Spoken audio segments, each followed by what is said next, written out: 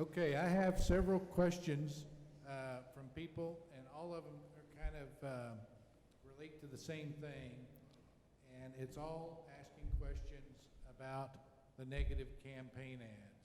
For instance, I have Libby Hayes wants to know, she says she's not sure she wants any rain because the amount of dirt being passed back and forth, she's afraid that we're liable to end up in a big mudslide. So we'll start with Josh. Would you answer the question about Libby and several other people have here about the negative campaign ads and why you all are not focusing on the positive? She says you're turning off the undecided. Yeah, and I don't like negative campaigning any more than anybody else. That's why I was shocked when I saw an ad of me with, it looked like my hair was on fire. There were burning flags in the background. I mean, just disgusting. And trying to talk to my kids about that, telling a 10-year-old and a 7-year-old that, hey, Daddy's not really the devil. And they know that, obviously, but it's not good. But one of the things that we have to do in campaigns is make sure that we're giving factual information to the voters. And that's what we're trying to do in our campaign, is make sure that we've got everything backed up with facts. And I'm very specific when we talk about anything, that we have the facts to back it up. All right. Admiral Jackson? Yeah, I'd just like to invite the voters to go out there. You will not find not one single negative ad that I've run against this man here, not one.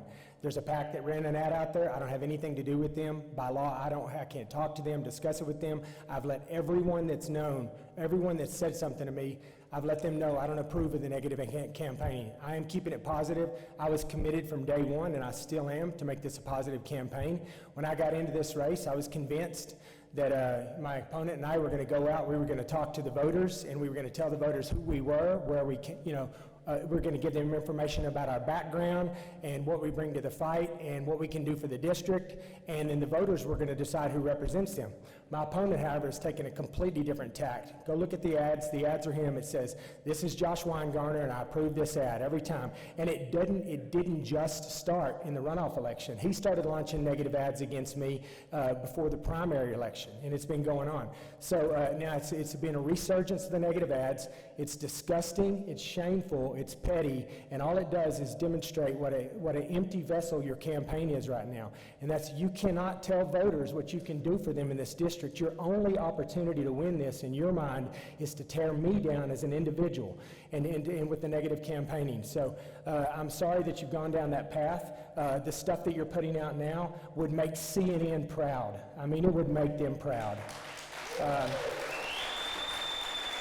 It is some of the most negative, nasty stuff I've ever seen. I thought it was bad whenever CNN and MSNBC and the far left and the liberal press were doing it. But wow, you picked the ball up, and I just want to say, if this doesn't work out for you and you don't become the congressman for this district, there's definitely a job for you as an anchor or a consultant at CNN or MSNBC.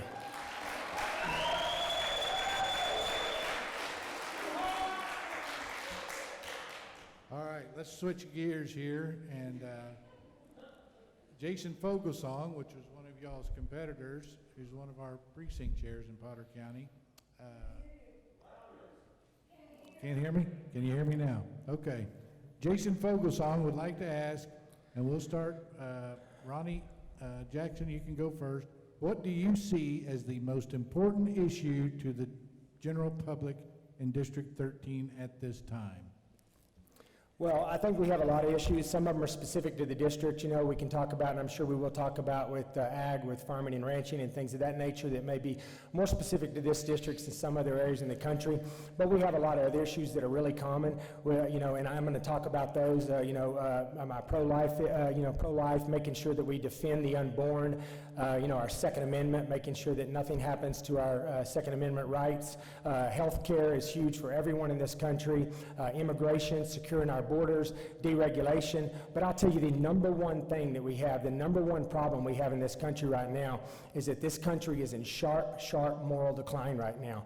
We are losing the moral high ground in this country. Right? And it's the root of so many other issues that are going on in this country right now. But we have an entire generation of our youth right now who don't care about this country. They don't care about the flag. They don't want to be American. They think that this is a bad place to live. They've been brainwashed by our educational system throughout primary school and certainly in the university system to think that this is a bad place and they need to do something about it. And that's what we're seeing out there right now. We're seeing folks out there in the streets that have no respect for law and order. They have no respect for property. They have no respect for their neighbors. And they have no respect for this country, respect for our military, respect for the police officers or anything else out there. It's shameful, it's disgusting, and we have got to fix it.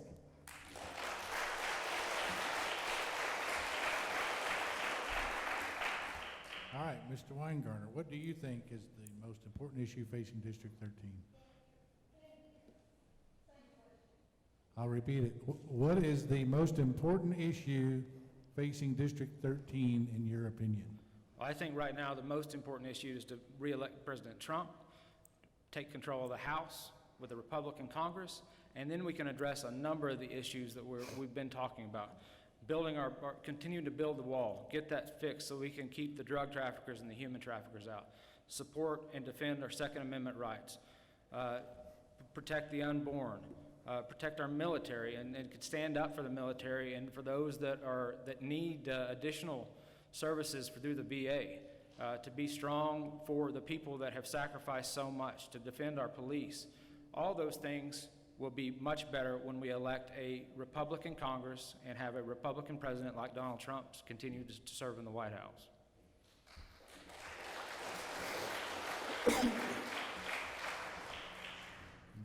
Josh, I'll go ahead and ask you this next question from Irma Harris. She wants to know, what is your stance on the DACA program? I think that the Supreme Court decision was a terrible decision, and the reason I think that it sets a precedent.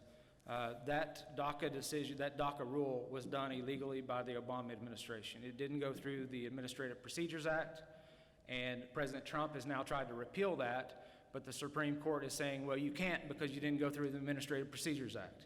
Makes no sense. It was done illegally, and now they're trying to hold a different standard to President Trump to try to repeal it. We can't allow that. We have a system, we have a government and a system of laws. We have to defend our laws, and we have to hold everybody accountable to them. I feel for the people that were brought here without their knowledge. I mean, they were 2, 3, 4 years old, potentially. They didn't even know they were coming into our country. But they're still here without authorization.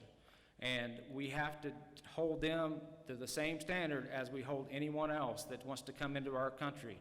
Our immigration system should be based on how does it benefit the United States of America. And we have to hold everyone accountable to that. But we know our immigration system's broken.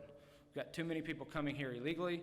We've got people here coming under a visa program, but overstaying their visa to the point that we don't know who they are, where they are, and what they're doing. So we have to change the entire immigration system, revamp it, and make it so that it works for us. Dr. Jackson? Well, I'll tell you, we got to get a hold of our immigration system. We got to get a hold of it pretty fast. It's a big part of the plan for the left right now in the future of their party, okay? President Trump has sent me out to the border.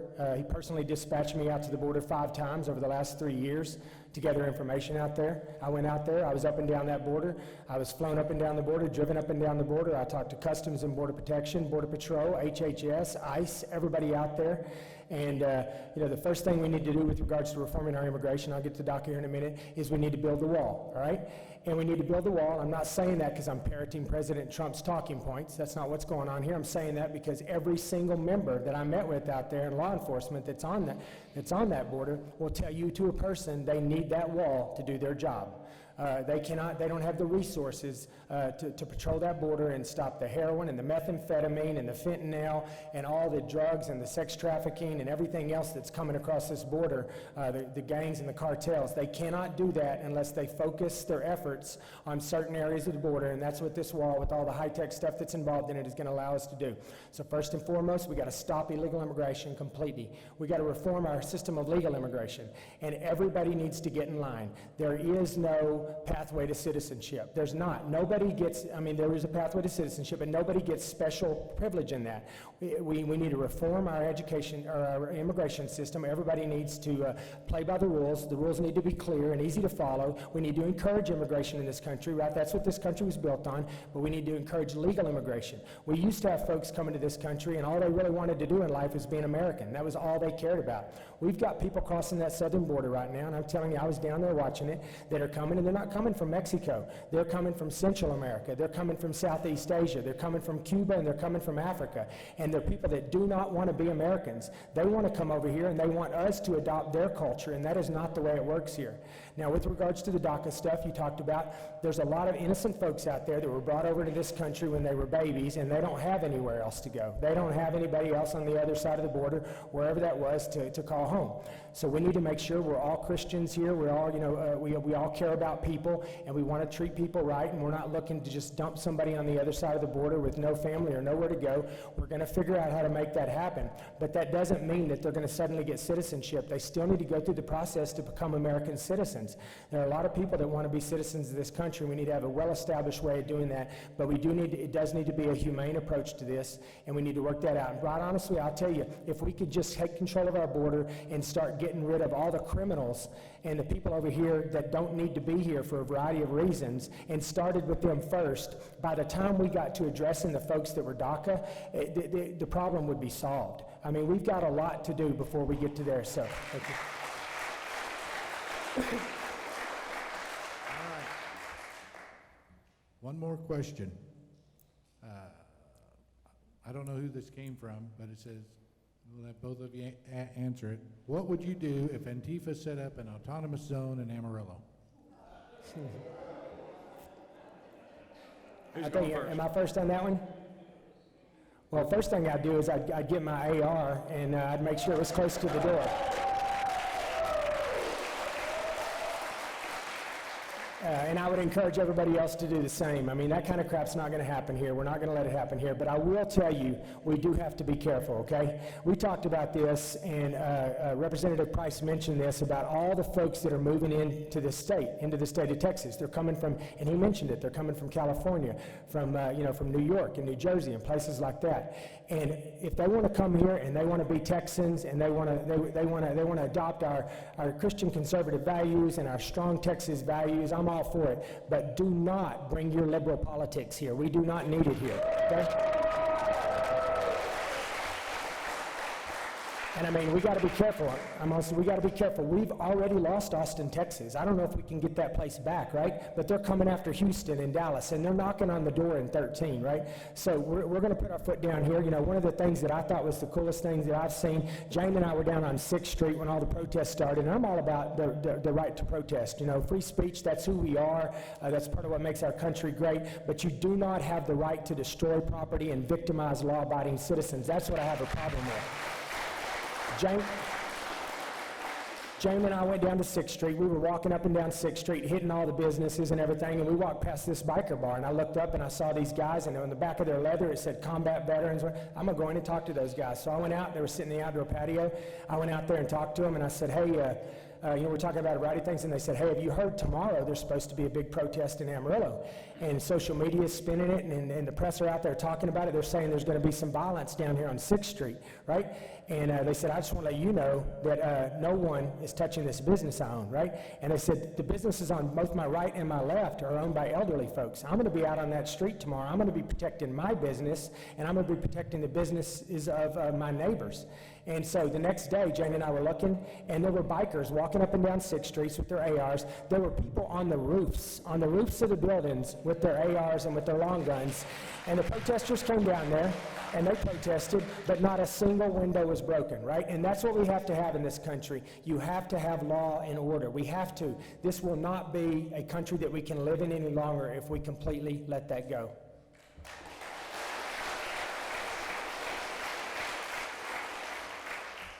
Josh, it's your turn. Yeah, so I think one of the big differences here too is we know that our police force is not going to give up a police station to anybody that comes and tries to take it. Our Amarillo police force won't allow that to happen.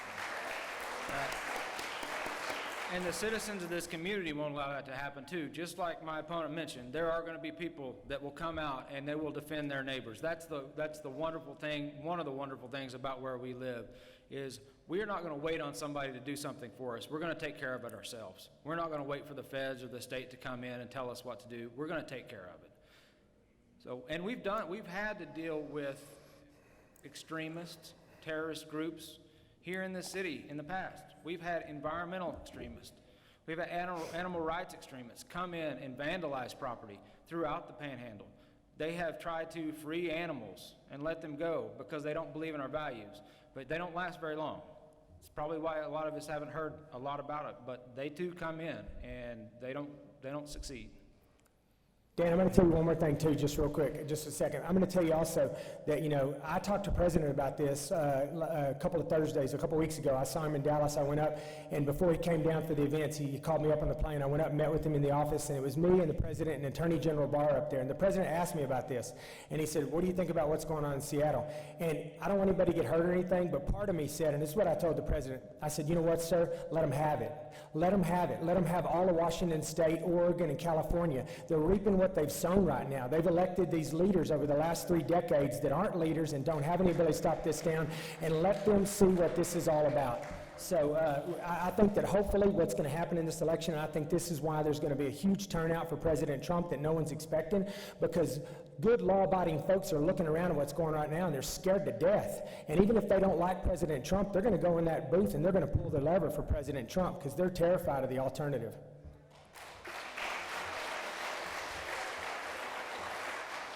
All right, I think we'll wrap it up. That's the gist of all the questions. So we'll let Ronnie, you can go first, and Josh, you can be the last. And we'll give you like 5 minutes max. And tell the voters why they should vote for you over their opponent. Well, I think I just described that in kind of in my opening statement, but the reality is just because we're going to need somebody in there that has a voice, right? That has a voice right away.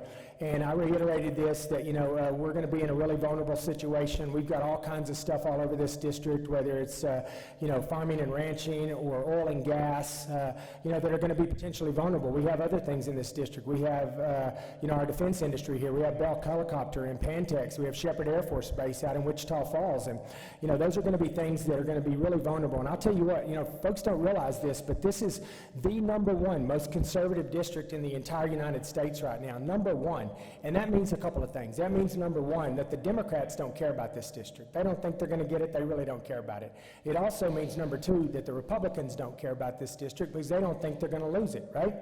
And that's a reality. And we haven't seen that maybe as much as we might in the future with what's about to happen with the turnover. But, the fact that Congressman Thornberry's been one of the most senior members of the House of Representatives, it's given a little bit of top cover. But once he's gone, that top cover's gone. And people are going to come after this district. And I'll tell you what's going to happen. They're going to come after the freshman representative in this district. And they're going to say, that person, like I said before, is going to be expected to sit in the corner, color, and vote the way they're told to vote. And they're going to, they're going to be manipulated by their own party. That's what's going to happen. And they're going to come after them and they're going to say, hey, we got this bill we need you to vote for. Now, you're not going to like it, and your constituents really aren't going to care for it at all. They're not going to like it. But we need you to be a team player and vote yes on this, because we've got this Republican congressman in Illinois. He's about to lose his seat to a Democrat. And if we don't pass this law, right, he's going to lose his seat. So we need to save that seat. We need you to step up and vote yes on this. It's going to have something to do with abortion. It's going to have something to do with your Second Amendment rights. It's going to have something to do with you that you feel really strongly about, and they're going to put the pressure on that person to step up to the plate and do what's right for the party and vote the way the party wants them to vote. I will not do that. I won't do that. I promise you I won't do that. I'm getting in this race. I'm not getting in this race because I want to be your congressman 30 years from now. That is not who I am. That is not what I'm doing. I'm getting in this race because I am terrified about what's going on in our country. It sounds cliche, but I am worried about the future that I'm turning over to my kids and my grandkids right now in this country. I'm worried about it. I'm getting in this fight because I have the unique opportunity right now, and not only the opportunity, but the duty to get in the fight and do something about what's going on in this country, and that's what I intend to do.